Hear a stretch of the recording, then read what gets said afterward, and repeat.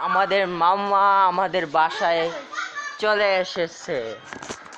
যে আমাদের বাসায় আসে আপনার কেমন রকম ফিল হচ্ছে? যে আমার খুব ভালো একটা ফিল হচ্ছে। আমার বাইকনা আমার পাশে আছে, আর বাইকনা থাকলে তো আমার কোনো মানে টেনশনই করা লাগে না। আমার বাইকনা মানে খুব আমার উৎসাহ দেয়, ভিডিওর ভিতরে খুব উৎসাহ দেয়। আর তো বাইকনা তোমরা জানি পেজ নিয়ে কাজ করতেছে, এই পেজটার মানে একটু আলোচনা করলে ভালো হইতো।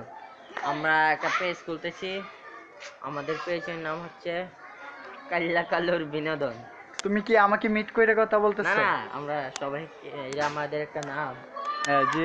তো তোমাদের পেজে কারা কারা কাজ করবে নামটা একটু বললে ভালো হয়। হ্যালো গাইস, ইব্রাহিম, ইসমাইল, সিয়াম, তুহিন, আশিক।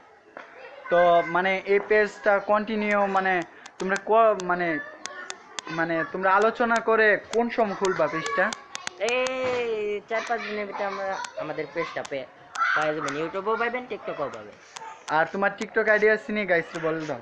আছে, ইংলিশে ইব্রাহিম লিখলেই এসে বলবেন।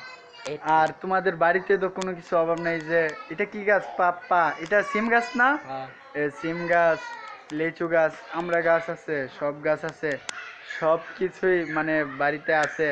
গাইস তো নাইমা, তুমি কি নিয়ে পড়াশোনা করতেছো? সায়েন্স, ও সায়েন্স স্টুডেন্ট। তুমি কি নিয়ে পড়াশোনা করতেছো? আমি আর্টস নিয়ে পড়ালেখা করতে। তুমি আর্টস, অনি সায়েন্স। আর ইব্রাহিম? সায়েন্স, আমরা উচ্চ লেভেলে। জি, উচ্চ লেভেলের সায়েন্স নিয়ে পড়াশোনা করতেছে আমার বাইক না। তো নাইমা, তোমার কিছু আর কিছু বলার আছে?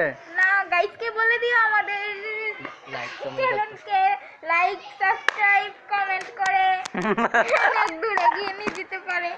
তো মানে নাইমা যেটা বললো, আপনারা লাইক, কমেন্ট, শেয়ার, সাবস্ক্রাইবার সবাই করে দিবেন।